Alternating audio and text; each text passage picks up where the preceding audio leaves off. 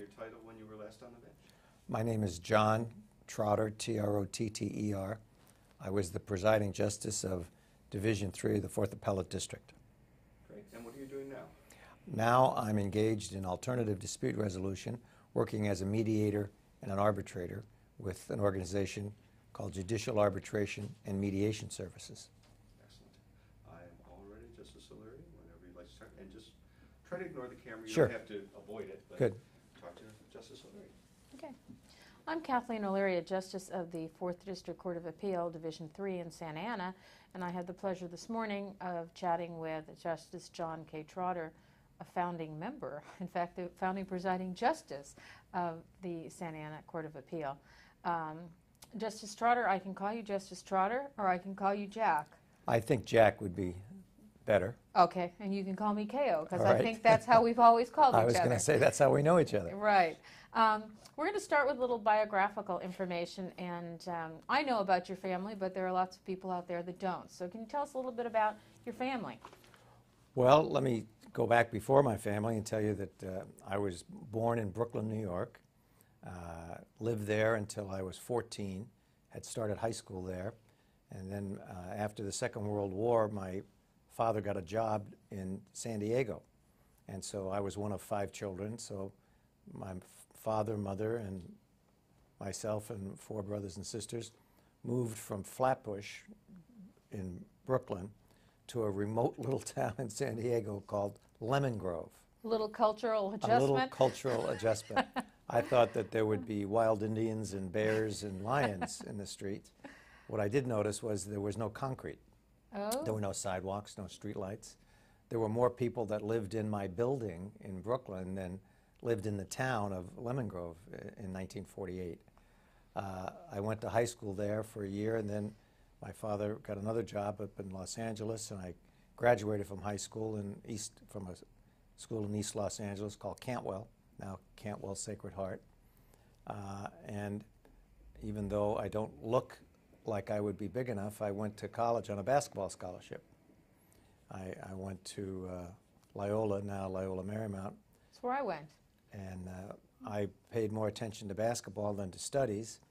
And after 1 year, I was out of college, and I was in the middle of the Korean War, and I got scooped up into the Army, ended up in Korea, served my time, came out, and had to start all over again my college experience.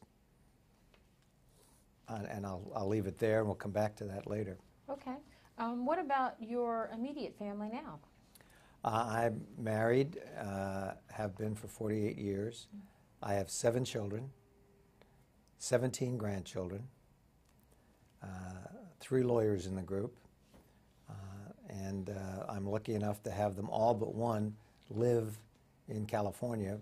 5 of them live in Orange County, 1 in San Francisco, and my oldest daughter is married to kind of a famous military person. He's a colonel in the Army who's now in Baghdad. He wrote a very famous book called Dereliction of Duty, and we all are now praying that he gets out of Iraq pretty quickly. So family gatherings at the Trotter House are rather large. They are. We just did Easter, and when we're all together, there's 32 of us. Large and a little loud? Large and a lot loud. In growing up, were there any mentors that brought you into the legal field, or when you began in the legal field? No, you know, I come from that generation where I was the first one in my family to go to college. I didn't have any aunts, uncles, or parents that went to college. My older sister, who is still alive, became a nun. She was a sister of St. Joseph. And then during the 70s, or the 60s maybe even, during the upheavals, she came out of the convent. And then she went back to college, and she's now a psychologist. But she and I are really the only 2 of our family that have ever gone to college. All of my kids, of course, have, but we were the first. Now, you came back from the Korean War, you finished college, and then you started law school. I did. When I came out of the Army, I went to Santa Monica City College, a junior college, for 2 years. And in those days, a lot of the law schools had what they called a 2-4 plan, that you could get into law school if you were a veteran of the Second World War or the Korean War with 2 years of college, certain level of grades, and a certain score on an entrance exam. And so I got into SC Law School after 2 years of junior college. Started SC in 1958. What was your family situation when you were starting law school? Well, I was single. I met my wife at SC. She was a senior when I was a freshman in law school. We got married in 1959. We got married in August of 59, and August 1st of 1960, our first child was born, and December of 61, our second child was born. So when I was studying for the bar exam, I had 2 little babies, so it was important that I passed the bar exam. My wife taught school for the first year, and then after the babies came, she couldn't teach anymore. So I assume you did successfully complete I the bar did. exam. I've always teased that I probably had the lowest passing grade in the history of the bar exam, but it was one of those things you never know what your score was, and I was just thankful to have passed. And a little interesting story, I don't know if you remember, but all of the rumors that you used to hear about, you could tell by the size of the envelope whether you had passed or failed. That rumor was alive and well in 1975 when I took the bar. And I can't remember whether it was the big envelope or the small envelope, but I got one of them, and I thought that meant I had failed. And I had gone to the post office to pick it up, was so disappointed, didn't even open it, put it in the back seat of the car, drove home, was sitting in front of the little house that we were renting, and my wife was in the window holding one of the babies. And Poignant I figured, moment. well, I have to start over again, so I might as well start. So I opened it up, and all I can remember reading was, "We are pleased to inform you." I think that bar passage moment when you get the envelope is what they call flashbulb memory. You remember almost what you were wearing the day when you opened the envelope. Well, not only that, but for years, I used to, anyway, have a dream that the bar calling me to tell me it was a mistake. Now you've passed the bar, you're out looking for a job. That's right, 1961. I graduated in mid-year. I had gone to summer school. Instead of going 4 years, I went 3.5. And so I graduated in December of 1961 and took the February 1962 bar exam. And a fellow who had been a year or two ahead of me in law school had gone to work for a firm called Betts, Ely, and Loomis, which was engaged primarily in insurance defense work. And I interviewed there and was accepted as a law clerk. So while I was studying for the bar, I worked for that firm as a law clerk. And then in June, when I got my results and had passed the bar, I went to work as a lawyer for Betts, Ely, and Loomis in downtown Los Angeles. Do you remember anything about the compensation package they offered you? Yeah, That's what we call it now. Yeah, it wasn't much of a package. We were paid $500 a month. That's what I was paid as a law clerk. No, I was paid $300 a month as a law clerk. And then when I went to work full-time, it was $500 a month. Then after the first 6 months, you got a $50 raise. So by Christmas of 1962, I was making $550 a month. Now, do you remember anything, anything stand out in your memory about your first days of practice in terms of clients, or what the daily routine was, or the responsibilities you had? Or? Yeah, I was just so overwhelmed and happy to have gotten out of law school and be a lawyer that I was just awestruck by the whole thing. Walter Ely, who was the senior partner in the firm, Red Betts had died, was a famous trial lawyer. He had been president of the LA County Bar Association, was a hero out of the Second World War, had been an assistant U.S. attorney in Texas before the war, and then came to California. And so I was privileged to see him try several cases. And I always tease that I carried his suitcase for him for a couple of years, and it was one of the most wonderful learning experiences that I ever had. And in those days, trials were shorter, and I got to try cases right away. I think in my first year, I ended up having tried 3 or 4 Superior Court jury cases. You are regarded in Orange County as having been an extraordinary trial lawyer, and you certainly Thank you. enjoy that reputation. And so, do you think, I mean, was there something about trials that you just, because you end up on the Court of Appeal? I mean, are you a people person? Are you, what was it about trials that you thought was interesting? Yeah, it was just the dynamic, the ability to contest, to be, there's a competition there, and there's a chance to make sure that the people made the right decision, and you had the direct responsibility of making that happen, making sure that your client was heard and was believed. And if you believed in your client, you had to transfer that to the jury, and it was a real challenge, and I loved it. I loved And you it. loved jury trials too, I didn't loved you? jury trials, yes. Yeah. You didn't, not too many jury waivers on those cases? No, never tried a case without a jury. You like chatting with those jurors. Anything else about your career as a lawyer before we move on to your career as a judge? No, I was very lucky. I had a very satisfying career. I left Betts, Aley & Loomis in 1967 and started my own firm. And I was lucky enough to have very, very competent lawyers with me. And we were successful, not all the time, but most of the time. And I thoroughly enjoyed it. I enjoyed the give and take with other lawyers. I enjoyed the interaction with the court. I enjoyed trying jury trials. I thought that I was totally fulfilled in doing that. Did the lawyers in your family ever say, so Dad, what do you think about this argument? Or is this a good way to get this information out? Or I have a funny story about my son Michael, who's a lawyer, who started doing the same thing I did. He now has a firm that represents healthcare, doctors and hospitals. And it just so happened that he was on a case and he came in front of me here at JAMS as a mediator. And obviously I told everybody, and everybody knew that he was my son, and he was here, and we were going through the mediation, and he was taking a position, and the other lawyer said, well, you know, Michael, that's not, why don't you listen to your dad? and Michael said, well, I haven't for 35 years, why would I start now?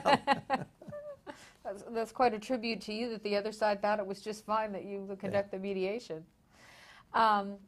Where did you begin your judicial career?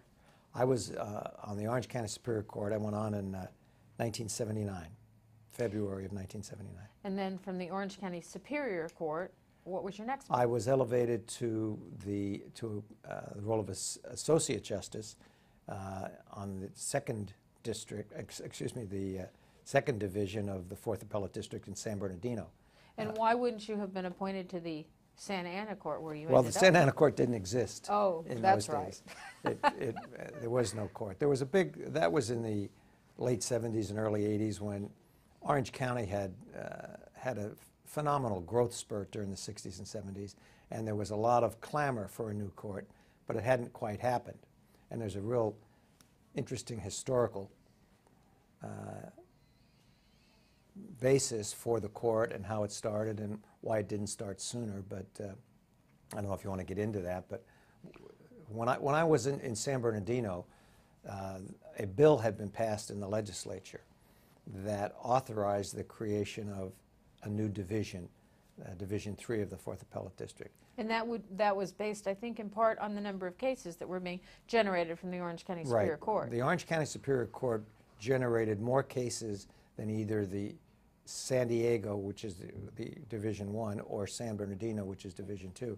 Either one of those counties generated. Orange County had more, but it had no court. And the cases were split between San Diego and San Bernardino. Most of them went to San Bernardino. We had in 1982, a Republican governor, but a democratically controlled legislature, and a bill had been passed authorizing the creation of a new court, but it was not funded. The court was to sit in the old Orange County Courthouse, which had been out of use for 20 plus years, or at least 15, and that they would raise private donations to finance the court. Well, a lawsuit was filed, and it was held to be unconstitutional. You can't use private funds to support a public institution. Case went on appeal, and by a 4-3 decision, it was reversed. The court was allowed to exist under that statute, and the legislature immediately passed a funding bill to support it. So by, I think it was November of 1983, the court finally came into existence after a very tortured beginning, and then the third division was created and appointments were made to it. My recollection is that when the court was created in Santa Ana, there were certain time constraints. You had to work sort of fast to get the court up and running. It was. I would advise the powers that be to never do it this way again. When we came into existence in December of 1983, I had been an associate justice on the Court of Appeal in San Bernardino for 8 months. I was appointed the presiding justice of the new court, and 3 trial court judges, Sheila Sonnenschein, Ed Wallen, and Tom Crosby, were appointed associate justices. They were all young. Sheila was still in her 30s. Tom and Ed were about 40. I was the gray beard at 48, 47. And between the 4 of us, we had 8 months of experience, and that was all mine, on the Court of Appeal. So when we came together, we didn't know what a Court of Appeal was like. In the usual situation, as I'm sure you, KO, remember, when you got appointed to a court that by then was established. There were some senior people on the court who had written many opinions. And I had the benefit of Tom Crosby. I mean, I worked with Tom Crosby, Yeah. and so I really had somebody to show me the ropes. he was terrific, and we'll talk about Tom in a minute. But our court started out with absolutely no supervision, no guiding hand, no senior person other than myself who had 8 months of experience. And in addition to that, we had no courthouse, we had no chambers, we had no staff, and we had a backlog of cases because when the original bill had been passed before it had been found unconstitutional, San Bernardino and San Diego had returned all of the Orange County originated cases to this new division. And so when we started, I can't remember the numbers, but we had a full backlog of cases, and we had nowhere to hear them, no staff to help us organize them. We didn't have a clerk of the court. And so the first few months were chaotic. We started right away. One of the best memories I have is the first day that we held court, we did it in my breakfast room. We have a picture at the court of the Trotter's kitchen when you first met and then you held court in your breakfast room. That's right. We had our first writ conference was held in my breakfast room, and it was Tom Crosby, Ed Wallen, and I going through some writs that had been filed. And writs were our real downfall on that court, because I think what happened was there was such a pent-up desire for people to have access by way of writ to the Court of Appeal locally rather than having to drive to San Bernardino that we were inundated with writs. I was one of those lawyers that you dreaded the drive. In criminal, if we had to take a writ, you had to drive all the way to San Bernardino, and sometimes given traffic and the time constraints you were working in, it just isn't feasible to take a writ. Yeah, well, that all changed, and we were inundated with writs, and that lasted for a couple of years until that passed and it got down to some normalcy. But it was a very chaotic beginning, a very rocky beginning. We had no experience in hiring staff. We had no experience in hiring research attorneys, and it took a while for the court to finally get its feet on the ground and get going. We moved into an office building, which was not really suited for a court of appeal, but we did the best we could. And over the years, we kind of hit our stride, but it took a couple of years for that to happen. So you would recommend that before they send a caseload to a court, they make sure they have a roof over their head? And the other thing I would recommend is that it was too hard to take 3 inexperienced justices and a 4th barely experienced justice and put them all together and say, now you're a court, go ahead and do it. I think that the benefit that justices get by going on to an established court and having mentors there, having people there that are experienced in the way of the court, is really the way to do it. As we were talking earlier, K.O., you indicated that after 17 or 18 years on the trial court, you kind of get used to making up your own mind. And the thing you learn on the Court of Appeal is there's a lot of trading that goes on, a lot of sharing of opinions, and having to maybe shade your opinion a little bit to get that second vote. And none of us, other than myself, had that experience. So there was a lot of head bumping in the first little while on our court till we finally figured out our rhythm. I think the collaborative process makes opinions better, but as I said earlier, having made my own decisions for so long, I was a little bit taken aback when one of my colleagues first told me that he thought I got it wrong. So I do think that it takes a little time to make that transition. Yes, it does. And to be collaborative is something you learn. I don't think you come from the trial court to the Court of Appeal with that knowledge. If you come to an existing system that already has that, and where it already exists, it makes it easier. But we had some rough moments getting over that first couple of years. So you were developing the new culture of the Santa Ana Court, finding a roof for the new Santa Ana Court staff. You really began from the very, very beginning.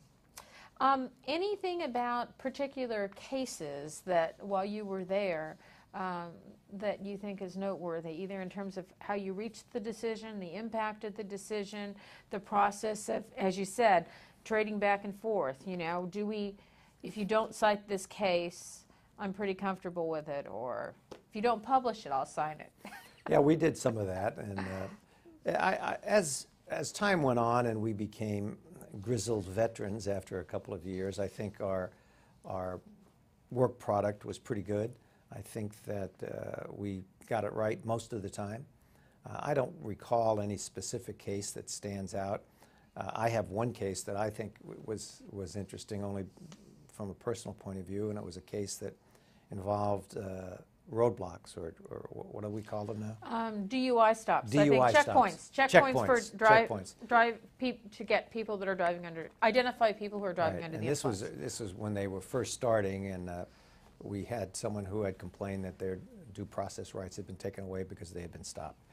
And Tom Crosby, who was a wonderful justice and a very bright guy, wrote the opinion and then wrote a concurring opinion saying that he thought that this was the way of the future. We should be able to do this by administrative warrants and so forth and so on. And I wrote a concurring opinion saying, I think the majority got this case right, but I really didn't like Justice Crosby's projection into the future of having these stops all over the place, and I analogized it to totalitarian countries with searchlights and people standing in line, and 95% of the people stopped were innocent. And somehow, and I never did find out how, 60 Minutes picked up part of my concurring opinion, and Andy Rooney, who is on that show and is sort of a curmudgeon, wrote or read part of my concurring opinion on the air. Again, he was of the same opinion I was about roadblocks. I wouldn't call either one of you curmudgeons. Now, in terms of jurisprudence and sort of your judicial philosophy, sometimes that arises out of your personal philosophy. Just now, I know that you have been involved in establishing certain groups in Orange County and have been involved in different community activities, and I think that's sort of personal philosophy that develops into judicial philosophy. Would you agree that there are some trends? Yeah, I think that's probably right. I think that all the judges and justices that I've known have always placed following the law first, and their private beliefs and conscience follow. You know, when we got appointed, and another interesting little tidbit, when I was first appointed to the Court of Appeal in San Bernardino, George Deukmejian was the Attorney General, and in those days he was asking prospective nominees what their philosophy was on particular cases, and he sent me a series of questions to answer about what did I think of the death penalty, what did I think of the exclusionary rule, what did I think of this case, what did I think of that case. And at my confirmation hearing, there was Chief Justice Rose Bird, Attorney General Deukmejian, and the then presiding justice, senior presiding justice of the 4th Appellate District, Gerald Brown, no relation to the governor. And it was a little bit of a contentious hearing, because I told the Attorney General that, in my opinion, it was none of his business as to what my personal views were, that I would be obligated to take an oath, and I would follow the oath, and I would follow the law. And so he was not happy with that. He wanted to know what I thought, and we went back and forth. And I told him that since he was the only judge at this hearing, that maybe he didn't understand the importance that judges gave to judicial independence and how they were committed to following the law, and whether they believed or didn't believe in the correctness of the law, they were duty-bound to follow it, and I would act in that manner. And he voted against me. So I was the first justice, I think, in the history of the 4th Appellate District to be confirmed by other than unanimously. And George Deukmejian didn't have any judicial experience, did he? He did not. He did not. In terms of community involvement, and this bears, I think, a little bit on your at least philosophy of the judicial system. I know you were involved in the Amicus Publico, which is now the Public Law Center, which is the pro bono law firm in Orange County. What was your involvement in the early days with Amicus Publico? In the early days, it was apparent as Orange County grew that there really was a group of citizens who didn't have access to the courts, didn't have access to the same level of justice that everybody else had. And so Sheila Sonnenschein and myself and Warren Ferguson, who was then, I can't remember if he was then on the 9th Circuit or was a federal judge or on the district court, got together and decided maybe we should do something about that. And we started a group in which we named Amicus Publico. And I can't remember now exactly where we got our funding, but it was all privately raised. We began the concept that lawyers should give time to those that can't afford to pay for a lawyer, that there should be some basis on which these people could reach competent, good lawyers to represent them, even though they couldn't afford it.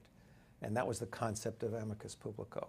It was a wonderful organization that grew, as you say, into its present form, and I believe your husband now is the head of that organization. Yes, he thanks you for for beginning this organization, because the Public Law Center now does serve thousands of people in Orange County through volunteer lawyers. And it's all volunteer lawyers, and I remember all of us, the three of us, Sheila and Warren and I, gave many, many talks to legal groups, bar associations, urging lawyers to contribute their time and effort to this, and the lawyers were wonderful. They did, and it was a great success and has grown, I'm sure, with your husband's guidance into the force that it now is. Well, and I think our Chief Justice has taken a real leadership role in encouraging people. So it may have started small, when now we have the Chief Justice addressing new admittees and lawyers every year at the Bar Convention, encouraging them to do just what you encourage lawyers to do, is to give back. We had a set line that we would always close our talks with, and it was as you get older as a lawyer and you look back, the best time that you will have ever spent is the non-billable time, helping others. Now, there have been some other changes, I think, in the practice of law that maybe you might not think are as positive in terms of civility. There were probably, when you were practicing law, some handshake deals, and your word is your bond, and it was before fax machines and computers and all that. And emails. So, and emails. There were no confirming emails. That's so, right. What was... Yeah, the practice was different. And when I came to Orange County in 1964, there were 16 Superior Court judges. And law in motion for the county was heard on Thursday afternoons. There are 109 judges in Superior Court now, and almost another 50 commissioners. So, see, so the intimacy that we had, I think, really caused or allowed us to be friendlier, to know one another better, because we were going to see each other all the time. And it promoted a bond of camaraderie and that I don't think exists. But I think another reason for the lack of civility is, at least on the civil side, is discovery. Discovery, the statute I think was passed in 1956, and as a young, it could have been 58, but it was barely in existence when I started practicing, and there weren't as many depositions and interrogatories and those kind of things. And today, most litigation is done in discovery, not in the courtroom. And you have younger lawyers that are usually assigned to discovery issues, and this is their only chance to be the gladiator, to win. They do the discovery and then report back to the senior person on whether they were successful in getting the other side to answer that interrogatory more fully. And so those disputes become full-fledged battles. And that, I think, is one of the causes for the lack of civility, is the intensity of the discovery battles. And it leaves scars and causes lots of problems. But I think there's been a great deal of attention paid to the lack of civility, and hopefully that's changing, that the tide is swinging. I don't see it because of what I do now. I don't see those disputes, but I'm hoping that they've mellowed and they're not as acrimonious as they used to be. We are sometimes frustrated at the briefs we receive because sometimes they're not pounding on the law, they're pounding on their opponent, and there are sometimes remarks that I think should be regrettable about opposing counsel and about a trial judge. Did you see those at all when you were on the bench? I'm sure we did, but I don't remember any, so if it did exist, it was the exception rather than the rule. Okay. I was going to move on to talk about some of your colleagues on the court, and maybe now would be a good time to ask you a little bit about Justice Tom Crosby, because Tom's no longer with us. Okay. And he was an extraordinary member, I think, of the Santa Ana Court of Appeal, and you worked with him. And you probably knew him before you were on the bench. I did. I've known Tom for most of his career. His office, when he was in private practice with Dick Lucebrink, was down the hall from my office when I was in private practice. So I knew Tom very well as a lawyer. When I went on the Superior Court, Tom tried cases in front of me as a lawyer. In fact, one of the most interesting cases I ever tried on the Superior Court was an election contest between Judge Orozco, who had been challenged by a lawyer, and there had been a confusion as to the vote count, and there was a lawsuit, and I got to hear it. And Tom represented the sitting judge and did a wonderful job. And then when we went on the Court of Appeal, Tom was, as you said, one of the original members. Tom was, in my opinion, probably the perfect Court of Appeal justice. He loved his job. He was smart as all get out and was a very hard worker. He truly believed in the dignity of what he was doing. He really believed in the fact that every single case was important, and he wrote every one of his own opinions. As we all know in the Court of Appeal, sometimes our research attorneys, although they don't get to sign the opinion, are the main creators of it. That wasn't Tom's way. Tom wrote all his own opinions. He was very generous in sharing his knowledge with others. He was as hardworking as anybody I've ever met on the court. He was extremely bright, and as we used to say to him, he had a very sharp pen. Tom's opinions were fun to read, they were clever, and they were most often absolutely right on. In fact, we created a book of Tom's opinions and some of his famous sayings that we talked about at his memorial service. But Tom was one of my favorites. It was sad to see him go. I'm sure he's in his cloisters upstairs somewhere writing and grumbling and making pithy remarks. And still has a sharp pen, I'm sure. And still has a sharp pen. You came from different backgrounds, though, both very accomplished trial lawyers, but in very different areas of the law. It was interesting. Tom had been a criminal defense lawyer. He had been a DA first and then a criminal defense lawyer. And I never tried a criminal case. I was in the civil side. And so, as you know, in the Court of Appeal, there's a huge part of your caseload that's criminal.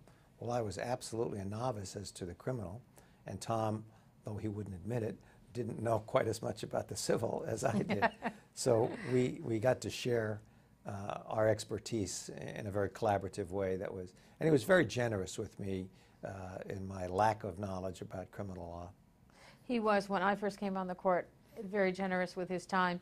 My background was criminal, but at least he seemed extremely competent in the civil area when I got there. Oh, he was always competent. I'm just teasing. No, but he obviously learned a lot from you, because he certainly helped me in every area of the cases that we cover. Now, we talked a little bit about in your present capacity, you don't see a lack of civility. Well, your present capacity here is at JAMS, and so can you tell us a little bit about why you were attracted to alternative dispute resolution, why you get satisfaction out of this current position?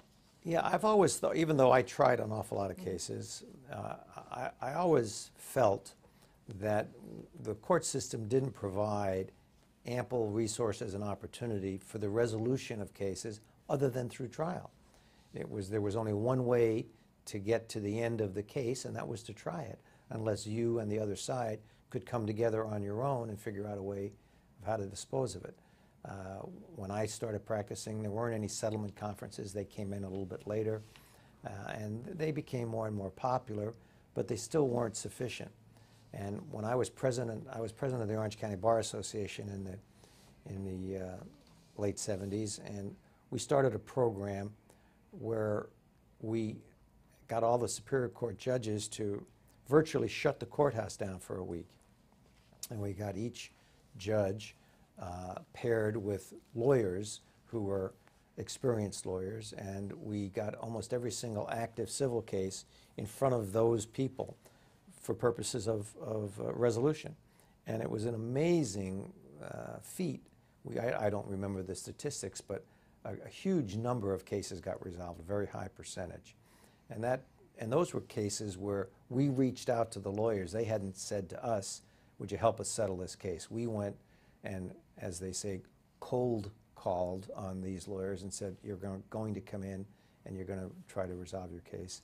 And that proved to me that judicial intervention or some intervention in a lawsuit at a certain period of time could actively help get rid of that case at an earlier stage and other than trial. As late as 1998, when I was presiding judge, they still talk about settlement weeks and the settlement extravaganza, and they continued that practice. They did. To try and keep the caseloads manageable in civil. So it was a success. It was a success. And so, armed with that, when Warren Knight started JAMS, actually he started JAMS in my law library, where he sat for a year waiting for his first case. And then after he got off the ground and JAMS, who was a provider of alternative dispute resolution, became viable, I left the bench in August of 1987 and joined my old friend Warren and expanded JAMS, and here we are today, some 20 years later. And the reason I don't see the lack of civility is I only see cases that consensually agree to come. And so people have already made a compromise in their positions to agree to come and try to resolve the case. We don't have any power to make people come to us, and it's all voluntary. I don't do any of what would be called judicial work. I don't do any reference work or anything like that. I do almost entirely mediations. I do an arbitration every now and then. And I've served as a special master in a couple of federal court cases. But primarily I do mediations, and I see lawyers that come together and come to us for help. They want to resolve their cases. And we give them the time, hopefully some expertise, and the opportunity to get the case resolved, and we have a very high success rate. So you do the equivalent, I suppose, of a trial judge who had the time and the skills. That's right. To conduct a settlement conference, Right. to facilitate an agreement. To facilitate an agreement. And the court is, as you know, overburdened with cases. They don't have the time to sit for a day with one case and to listen. And you know, some of these cases, the court might not think they're as important than others. They're fighting over money. They're not fighting over principle. But to the parties, to the litigants, this is their judicial experience. This is the only time most of them have ever been in a courtroom. And so it's important that they get satisfaction. And I think we help deliver that satisfaction and help the litigants have a successful experience in the judicial system, in the court system, even though they're in our offices when they conclude the case. You indicated that you didn't know if discovery, when cases are more protracted now because of the discovery practices. Also, trials are longer. They're much longer. They're much longer. The average case, I don't know how long it is now, a couple of weeks. And the cost of that is significantly higher than when I was a lawyer trying 3 or 4 day cases. The cost of discovery, the length of trial, all of those things make the transactional costs of litigation exceedingly high, and it takes a whole segment of the populace out of the ability to afford that. I know that jurors were always looking for the 2-day cases when I was presiding judge. I couldn't find too many 2 cases in any 2-day cases in any area, and certainly not in civil with so many experts being called as well. Any other changes you've seen in the practice of law or how the courts are operating today as opposed to when you were either a lawyer or as a judge on the court or a justice on the Court of Appeal? No, I think the biggest change has been the advent and the adoption by the legal community of alternative dispute resolution. I don't think there are many large cases, large in terms of length of time, things involved, whether they be money or principle, that go to trial without having gone through some type of an alternative dispute resolution process first. In terms of society's attitudes towards lawyers, judges, the judicial system, do you think that's changed? You said when you first passed the bar you were just so excited about your first job and so excited about being a lawyer, and do you think lawyers had a different position in society or judges had a different position? Yeah, that's an interesting question. You know, I don't know. I think judges are still in esteem. I don't think that's changed. I think that judges are called upon now maybe more than ever to make very tough decisions, and this word activism is really in the eyes of the beholder. People that like the decision don't think it's judicial activism. The people that don't like it think it is judicial activism, and really all it is a judge doing his or her job. So that gets politicized depending on your view of the result. I think lawyers maybe have hurt themselves in society's eyes by some of the things that have happened.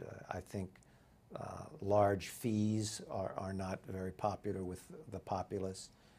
Class actions have somehow tarnished, at least in some people's eyes, the nobility of the profession. And so are the scapegoats for a lot of pundits' views of what's wrong with society. The cases that you know, people always talk about, the hot coffee case at McDonald's. People always make fun of that. But by and large, the role of lawyers and judges in society, I think, is still a noble one, and they do, on the whole, a very good job. We talked about this before we started the interview, that yesterday I was at Cecil Hicks's funeral, a renowned district attorney here in Orange County and a member of the Superior Court, retired. And his son said one of the pieces of advice he received from his dad was, and call, when he became a new district attorney, occasionally call a judge by their first name. It keeps them humble. And yet I remember Cecil Hicks. I was on the bench a couple years while he was district attorney. I don't ever remember him calling me by my first name. Do you think that with some judges they lose the aspect of humility or public service? Do you think being a judge is public service? Oh, I think it absolutely is. I think judges forego a lot to be a judge, not just in financially, which is certainly a big factor. I bet it was for you. It was, yes, it was. But it's they give up a lot of their freedom, their freedom of association, their ability to do things that when they were lawyers they were free to do, they can't do when they're judges, just to avoid the appearance of conflict. And so it's hard to be a judge. It takes a devoted person. But are there some that allow the robe to go to their head? Probably, but they're in the minority, and they have to put up with their peers who probably are aware of that tendency. And so the great number and the great majority of our judges are wonderful, caring, hardworking public servants that don't get enough credit. You also, I think in the early days, were part of the ABOTA, the association. I was. The ABOTA is the American Board of Trial Advocates. I was a member for years, and I was lucky enough to have been elected president 1 year of that organization. It's still a very viable organization. My son belongs to it. It's an organization of trial lawyers that promote the preservation of the jury trial, but they also promote camaraderie and civility among lawyers, which is a very important thing. And there are some stiff requirements to join that organization. There are. You have to have tried a certain number of cases to conclusion to be, I think it used to be 20 Superior Court jury trials to verdict to be a member, and then there are different ranks within the organization, and they are accorded by the number of trials that you've had. And the Banyard Inn of Court, you had a hand in that, didn't you? Yeah, when the Inns of Court started, I was on the Court of Appeal, and I was asked if I would help in the formation of an Inns of Court, and I was the founding president for the first 2 years of the existence of the Inn of Court, and we were thinking of what should we call it, what should we name the Inn of Court. And there was a lawyer in Orange County, a longtime civil lawyer and a Superior Court judge, who I always thought was a wonderful lawyer and a wonderful judge, named Robert Banyard. Everybody called him Bob. And so we named the first Inn of Court in Orange County the Banyard Inn of Court. And since then, I think there are 2 or 3 other Inns of Court in Orange County. One after your good friend, Judge Ferguson. Yes, Warren Ferguson has one, and I think there's one after Judge Gray. Yes. Senior Judge Yes. Gray, yeah. You obviously have had a very rewarding career, many accomplishments. Looking back on your career, is there anything that stands out? Do you feel fortunate to have had the experiences that you've had? I do. I feel very fortunate to have had the life I've had. Life is a lot of luck, and I think it's important that I was lucky to find my wife, and Catherine. who I've been married to for 48 years, and our children have all, knock wood, turned out to be wonderful human beings, and their children are terrific young kids. And so I've been very, very fortunate in that. I was lucky enough to have some success as a lawyer, to be selected by the governor to be on the court, and then to have a very rewarding experience in my last career as alternative dispute resolution. It's very gratifying, to me anyway, to have people come to resolve a dispute in a civil, humane way, to come and sit, and they have terrible differences, and to be able to figure out a way to resolve that, and at the end of the day, after the case is resolved, for everybody to shake your hand and say thank you, as if I had done something where they had really done it themselves. But there's a great sense of accomplishment that you had some, however small, part in getting this group of people to come together in a civilized way to resolve their dispute. It's very, very gratifying. Is there anything that we haven't covered that you want to add? Something, this is the legacy project, so this is a very small piece of your legacy. Obviously you've made tremendous contributions, and you do have a legacy that will live on many years after you, but is there anything else you'd like to comment on? I can't think of anything, K.O. As I said earlier, I would give advice to the powers that be. The next time you create a court, don't do it out of whole cloth. Make sure that there's some infrastructure. Make sure that there's some experienced people already on the court to allow the new ones to learn from. That was a very difficult time, and it was. I guess we'll look back fondly at those times, but as we were going through them, it was very hard. It was very hard to figure out how to write a decision when you didn't know. There was no schooling. There was no education. You were just, all of a sudden, you were a justice of the Court of Appeal with 3 others, and figure out how to make it work. So let's hope that that doesn't happen again. I think we're doing a little bit better job in terms of appellate education now. And I think that's very important. I think judicial education, I know that this was hotly contested. A lot of the judges didn't want to have mandatory judicial education. I'm a great believer in education, judicial education. You know, at JAMS, I think one of the things that differentiates us from maybe other people that do what we do is that we have mandatory education. All of our people that come here have to go through our mediation training.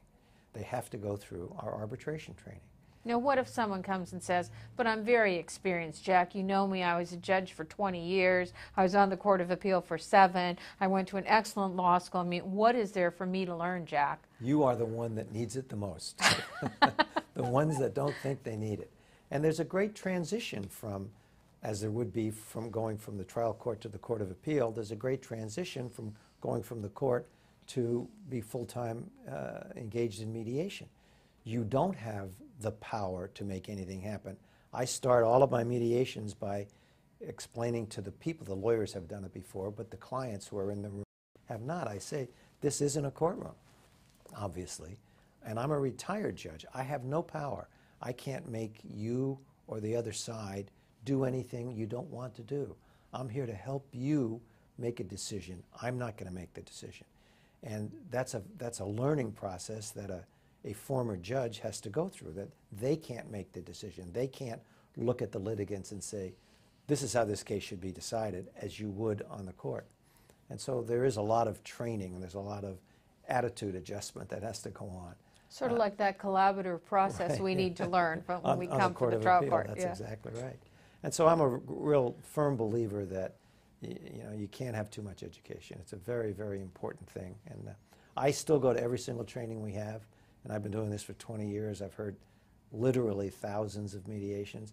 And I have to tell you, every time I go to one of those trainings, there's something there that I didn't know or I pick up that I hadn't heard before. So it's very important. I think there's also a value to having experienced individuals in training classes, because I not only learn from the faculty, I tend to, over a cup of coffee or just chatting during class, learn things from my colleagues. Well, we have, at JAMS, we called it our learning process the JAMS Institute, and our motto is learning from each other. Yeah. And just to take what you've said a step further, it's really important that you hear from other people how they do it and what success they've had and not had. And we all face the same challenges in every case. When you're in a mediation, there's a break point where people are going to pick up their suitcases and go home, and you have to get past that position, and it happens in every case. There's an impasse, and you have to get past the impasse to get to a resolution. Well, I want to thank you for spending all this time with us this morning, and we will be wrapping up. So, well, thank you. Thanks.